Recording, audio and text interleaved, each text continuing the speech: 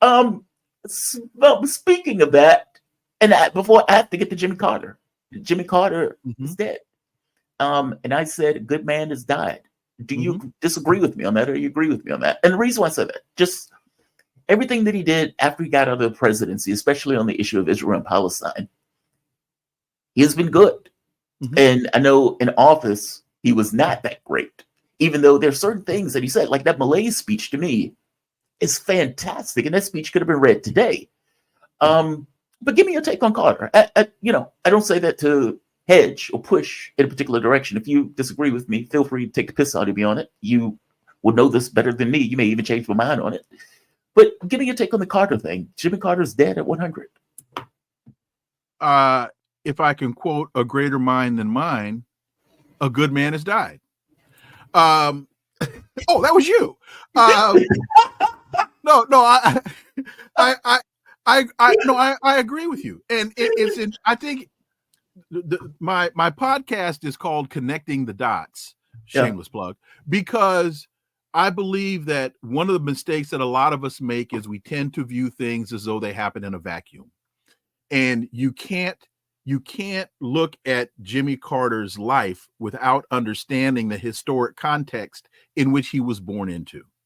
So, born in Plains, Georgia. So many will say, well, he was a racist. Well, he did, when he ran for the governor of Georgia, he made a political calculation that he couldn't win without entertaining the racist factions in the state. And he did that. But as soon as he won his inaugural address, he called for integration in Georgia. He voted. He refused to join the White Citizens Council. So do you excuse some of the things he did to get into office? No, you can't. But you also can't allow those things to control the entire narrative. He was the first president, I believe, to be born in a hospital. Really? Yeah. He was, yes. Wow. Peanut farmer, first born in a hospital. Wow. His mother, how far back it was. And that's why I say you've got to connect these dots. Yeah. He championed women's health care, and he championed health care for Black women because his mother was a nurse. So he was a good man, I believe, in his heart. He went against the grain in his church to include African American members. In fact, he left one church because they refused to allow Black congregants.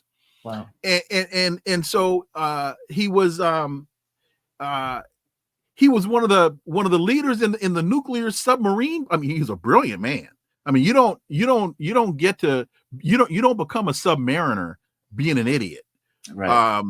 So no, I think some of his politics were complicated. I think he, in some regards, was a victim of history. Was he perfect? No. But one of the things that I heard a couple of African American, he was one of the first presidents to appoint I think it was like 17 or 18 individuals of color to his he appointed Black judges. First one to, I think, appoint a female as the head of a department of a cabinet member. I mean, he did a lot of very progressive things for a guy who, coming from where he came from at the time that he did, could have very easily reverted back to the same old. And of course, the agreement between Egypt and Israel. There were a number of things that he did that were very progressive. And I think, again, that greater mind than mine, a good man has died. Yeah, I saw the death. My ex asked me, she was like, why are you taking that position? Like, why do you, because I was like, what? He's 100 years old, but it's still weird for us when a president dies. And, it's this idea that you only get so many of them. Bill Clinton, George Bush, Bush Sr. Is Bush Sr. still around? No, I'm not sure if Bush Sr. Okay, so he's dead. So we're talking about effectively George Bush, Bill Clinton, Obama, and Joe Biden. And until yesterday, Jimmy Carter. Right. Yeah. The man has died. And what's also, just really quickly on that too, what's also interesting is it might have been Bush Sr. that when he died, again, I'm becoming Joe Biden. Donald Trump did not attend. Donald Trump. Really? No, he wasn't there. They don't like him. He's not in the frat. Even though he's in the fraternity, he doesn't get invited to the parties. They don't like him. By the way, they treated Jimmy Carter the same way when he was alive, by the way. Like meeting Obama, Clinton, they wouldn't necessarily go to Jimmy Carter. They wouldn't bring him out on any of these events. They acted like he was radioactive. I mean, like, it was shocking the way they dealt with Jimmy Carter. They acted like he was some kind of liability while he was alive, especially when he was active. I mean, the man was 90 years old building houses for the poor. Right. Like, think about that. 90 years old. He was an internet. I remember I used to quote Jimmy Carter often when it came to talking about the elections in Venezuela, because I would say Jimmy Carter told us that those elections were free and fair, and some of the freest and fairest in the world. So I think one of the reasons why they shunned Jimmy Carter was because he started to counter the imperialist narrative. In his actions. He didn't come out and say a lot, but he did a lot that challenged the dominant narrative. So I think that's one of the reasons why they shunned him. They shunned Donald Trump because he's an idiot. Yeah, they just don't like Trump. But even the Israel-Palestine thing, to make that point clear. Right. When he's pushing back, he's like, I spoke with Hamas. I worked with these deals behind the scenes. I couldn't necessarily do it officially, but I was doing this stuff behind the scenes. And even when he's like talking to the press, he's like, of course you can make a deal with Hamas. Israel wants one state, in which case they're blowing off all deals. They want to separate, like he was willing to go there and even point out many of the political people aren't allowed to take a position on Israel because they'll get voted out if they do. Meaning he's exposing that stuff. He's saying that stuff openly. That's not just relevant today, but is, experientially true today in a way that we can see in an obvious manner. He was a born again Southern Baptist that didn't follow the common trend of racist Southern Baptists. Yeah. So there were a number of things. He was truly led by his faith, and his faith was an inclusive faith. Not an exclusive faith. And so I think that also factored into that as well. He was, he wasn't part of that Jerry Falwell, Ralph Reed, those racist a-holes. He was a Christian. In real terms.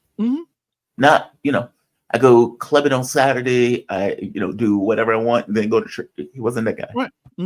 He was through and through. So I give him that. You wouldn't have found his name on that list of I know what you got.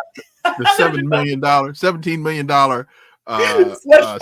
settlement, sexual harassment settlement list. I'm glad you bring that up. Well, I got to go to MAGA heaven first. Right. War in MAGA heaven.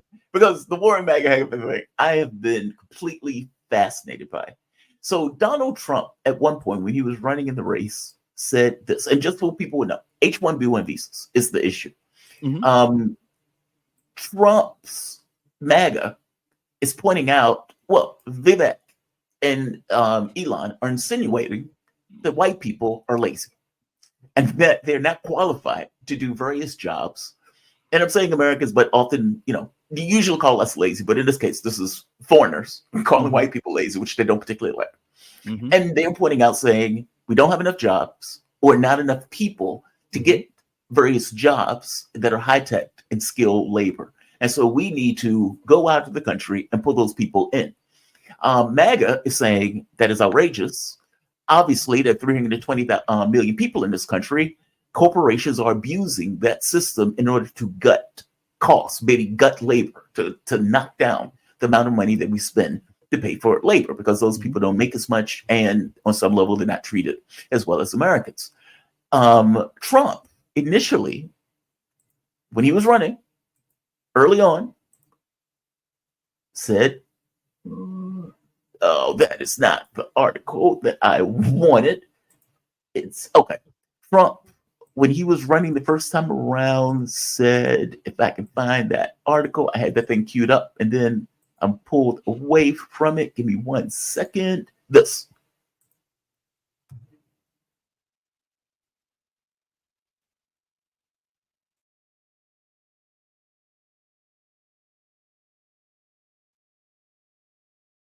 Can't hear it.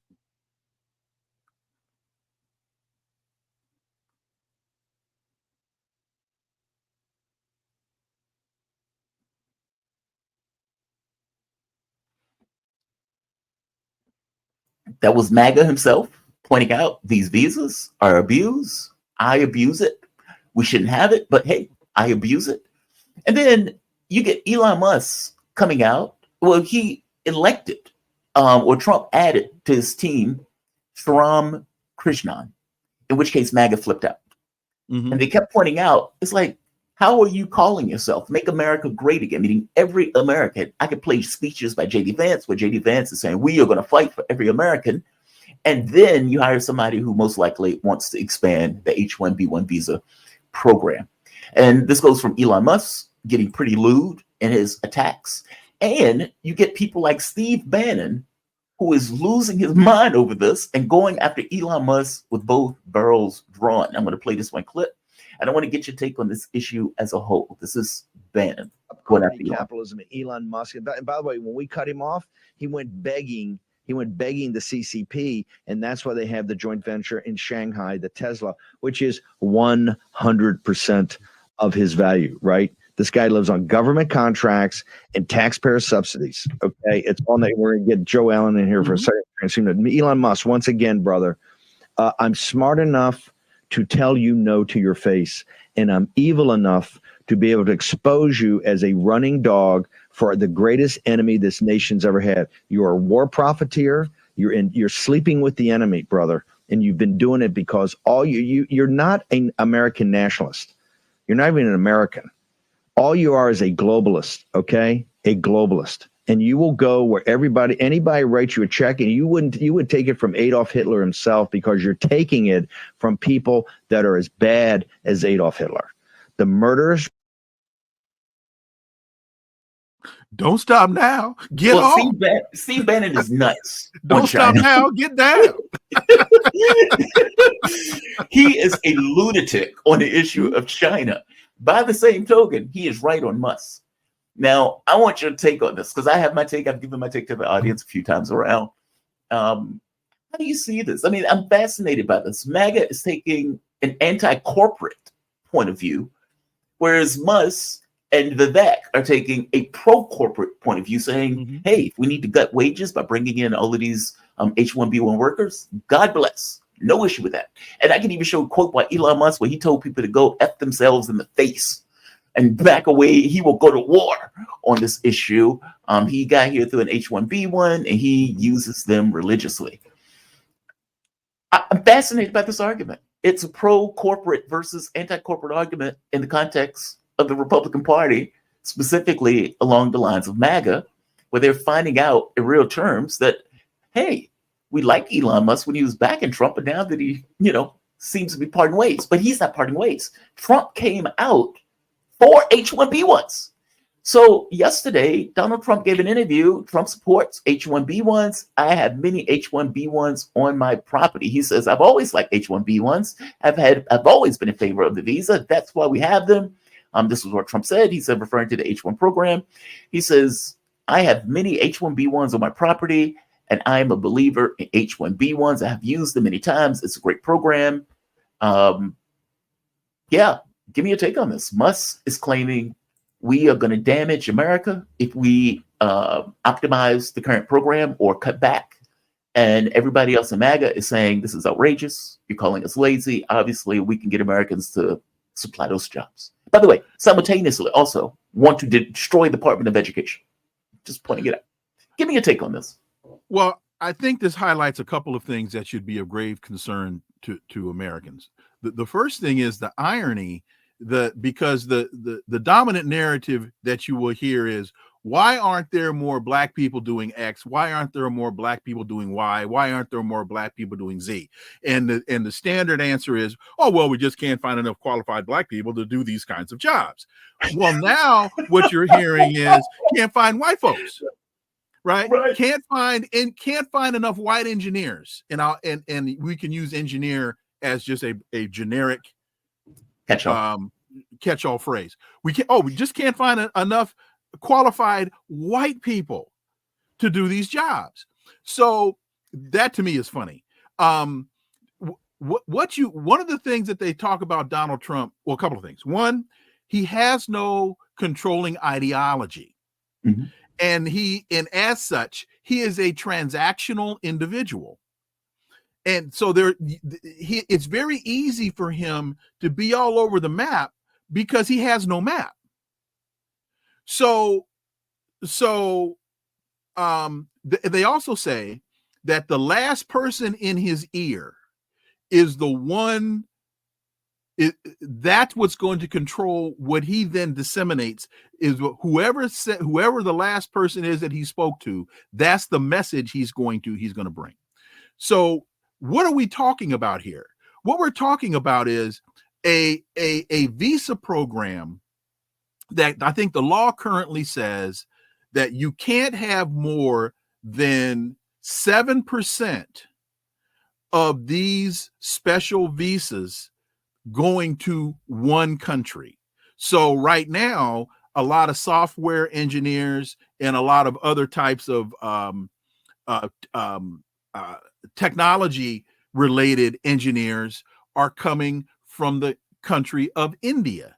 And the law says you can't have more than 7% of those visas coming from one country. So the guy that Trump, I can't remember, it begins with an S. The guy that Trump wants. Shrinan, let me see his last name. Him. I mean, it's Shuram Krishnan, I believe. But Krishnan. Right. So Krishnan says we need to raise the percentage. That's the issue. It's not do away with the program. It's not blow the program up. It's raise the percentage. And so they're arguing over an idea. They're not really arguing. So if he hasn't even given a number. All he did was tweet out, we need to raise the ceiling on this from 7% to X. So that's what's gotten everybody's shorts in a bunch, because you have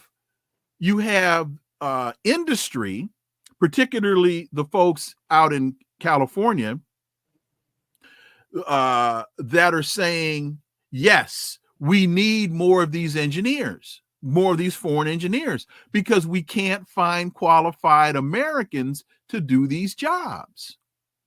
And so then you've got the Steve Bannons of the world that are now crying foul. So, and the MAGA folks, I think they're really getting caught up in the idea.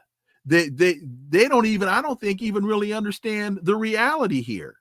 Mm-hmm. So you have some that will say that the H1B1 visa, bringing those foreigners in, you're depressing wages because they're able to get these engineers from foreign countries and pay them less than you'd have to pay. It's the same argument about Mexicans coming across the border in working in lower labor categories. It's the same argument now making its way up the food chain. While, to your other point, connecting the dots here, they want to cut the Department of Labor, Department of Education. So you're weakening education in America. At the same time, you're screaming, you're crying foul about this engineering argument. You can't, and because you don't have a president wedded to an ideology, it makes no sense. Yes. 1,000 times yes. I made the same argument. It's like, just one more. I'm sorry, one more quick point. Please. And when I say that it makes no sense, what I'm saying is, pick a lane and stay in it. Whether or not you're on the right side of the highway or on the wrong side of the highway, pick a lane and stay in it. And he can't stay in a lane because he doesn't know how to drive. He doesn't have an ideology. 1,000% agree. I said the same thing. It's like, how are you trying to defund the Department of Education while simultaneously telling Americans that you're not smart enough or we don't have enough to fill these roles? How are you doing both simultaneously? It's magical thinking. Like, it's one thing. And you're screaming at China. You're crying foul because China is kicking your ass every way to Sunday with what? Engineers. Yep. With engineering. With people that have the latest Huawei phone, the Mate 60 Huawei phone. Forget 5G. That joint has satellite capability. Wow. In a cell phone. Wow. Forget the iPhone 16 Pro. No, this thing has satellite capability.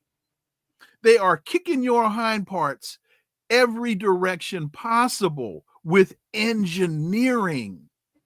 And you want to do away with the Department of Education. It doesn't make sense. I pointed out in my video, it's one thing if you take this argument that we believe in Americans, we believe in American workers. There may be a gap in the number of people that can fill those jobs. We don't know what that gap is. Let's say it's 10 or 20%, but we take the point of view that this system is being abused by corporations to maximize their profit. Mm-hmm. And so we want more Americans to go to school. And in doing so, we are going to make public colleges free of charge. And if you want to get a master's, God bless you. We're going to do that too, because we believe in America. We believe in Americans, and we want Americans to fill those jobs. It's one thing if I hear that. I don't hear that. I hear we need to get rid of the Department of Education. It's superfluous. And it's like, okay, dude, what are you guys talking about? And again, from a corporate point of view, I get it, right? It's like, well, yeah, we want to destroy the Department of Education. We're going to bring in more workers from outside of the country. This is going to lower wages in the same way that plantations want to bring in illegal immigrants in order to lower the wages for various jobs that we say, or that they claim Americans can't do. You're right. It's the same argument that's being made. It's just being made for people making $100,000 a year as opposed to $5 an hour. It's fascinating to me. And this seems to be the fight. And they seem to be going at it like Elon Musk telling somebody to go F yourself in the face. It's pretty astonishing. But nevertheless, that's the fight. That's the argument. How do you think this is going to be resolved? I mean, Donald Trump says he likes H1B1s. He says it now, but when he was in office, apparently he was more strict on that program. One of the arguments was, look, you should optimize this program, not necessarily change it. How do you think this is going to resolve? I mean, is this going to be, because I've always said Elon Musk is not anybody's friend. He's only there for his own benefit. Right. And let's give you the last question, because we're coming to the, we've gone beyond your time, and I apologize for that. How do you think this is going to ultimately turn out? I honestly can't answer that question. And I've been asked, I get asked this question a lot about what do you think is going to happen? Mm-hmm. I can't answer the question because Donald Trump, as they once said about George W. Bush, is as dangerous as a monkey with a razor blade. Yeah. Because he has no, I hate to keep going back to this, but to me, this is one of the driving elements. Because he has no ideology, because he has no map, I can't tell you what trip he's going to take. Yeah. All I can tell you is he's tripping, but I can't tell you where he's going. All I can tell you is dude is flat out tripping. So I don't know, because he he's not wedded to anything. So Steve Bannon can get in his ear and tell him that Elon Musk is a nut and that Silicon Valley is wrong. And then he'll go, oh, and then give him a Big Mac. And he'll go, oh, okay. I like that idea. And then he'll come out and tell you that the program needs to be blown up and done away with.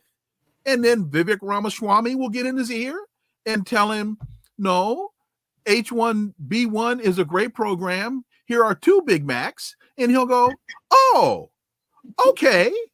I think that's a great idea. And then, so I don't know. Yeah, that's a good point. Not having an ideology doesn't necessarily give you this idea, right? Like if he's very transactional. There's no way to know. No world view. So, folks, when I say no ideology, I am in this context saying he has no controlling world view. So even if that controlling worldview is wrong, it's at least a direction that we can understand and that we then can plan. That's why when Putin was asked, who do you want, Biden or Trump? He said Biden. Yeah. Because he said that then I have consistency. Don't like it, but I at least can plan because I know what this guy is about. Mm-hmm. You don't know what Donald Trump is about because Donald Trump doesn't know what Donald Trump is about. Agree. I keep saying Donald Trump is a wild card. Agree. I can give you a couple more minutes if you need. No, you're good. I appreciate it. Okay. I had planned on keeping it to 30. We moved beyond 30, and I appreciate your time, man. Thank you for this. I really do appreciate this. We're going to get to the slush fund, which is just funny to me, where they want to out all those people. I think they should do it, frankly. Of course, it's American taxpayer dollars being used to settle sexual harassment lawsuits by members of Congress. Yes, we need to know where our tax dollars are being spent. $17 million for sexual harassment. For grabbing just booty. A stunt. You're grabbing booty. I mean, that's astonishing. Come on. And look who it is. In secret, by the way. Completely in secret. Look who it is. Look who's coming out and demanding that the list be released. Thomas Massey, Marjorie Taylor Greene. Saying enough of the booty grabbing. Oh, you think somebody... Ain't nobody grabbing that booty. Man, have you seen the guns on Marjorie Taylor Greene? I think she would hurt somebody. Well, just really quickly. The reason I point that out is because Scott Ritter made the point on the nuclear war issue that Marjorie Taylor Greene is somebody who can be negotiated with. That is true. So when Scott said that, there were a lot of people that wrote, "Oh my God, she's the Antichrist." How? And Scott said, "Well, I don't agree with her on all issues, but on this issue, she's on the right side of the issue." Yeah. And so on this, he was talking about the nuclear war issue. Now on the booty grabbing $17 million, let's expose the booty grabbers. She's on the right side of the issue. I'm no Marjorie Taylor Greene fan. Yeah. But the one thing about right, it's always right. Yeah, I have no issue. Who it is that's articulating it. 1000% agree. I have no issue saying that somebody is right, regardless when of they're right. The person. Yeah. As you point out, the booty grabbers should stop, and nor should our tax dollars go to settling lawsuits by people who can't keep their hands to themselves. Right. And yeah, those names should be outed. I agree. The man of the hour, Dr. Wilmer Leon, he is a political scientist, nationally syndicated columnist, and host of Connecting the Dots and Inside the Issues. You can follow Dr. Wilmer on Twitter at Dr. W. Leon and listen to him on his... What time do your shows air, by the way? The reason I got to go, because 10 to 11 a.m. Eastern, Monday through Friday, is on YouTube, Connecting the Dots with Dr. Wilmer Leon. And then Saturdays, what's the other show? Damn, I forgot the name of that show. Inside the Issues. Inside the Issues. Joe Biden moment. Inside the Issues. Saturdays from 11 to 12, from 11 to 2 Eastern. 11 to 2 Eastern. And Jamarl Thomas you'll hear him this Saturday on my show. Badass, man. You have a fantastic day, man. Happy New Year to you. Thank you. Same to you, brother. And you have a good one, man. You got it. Thank you. I appreciate that.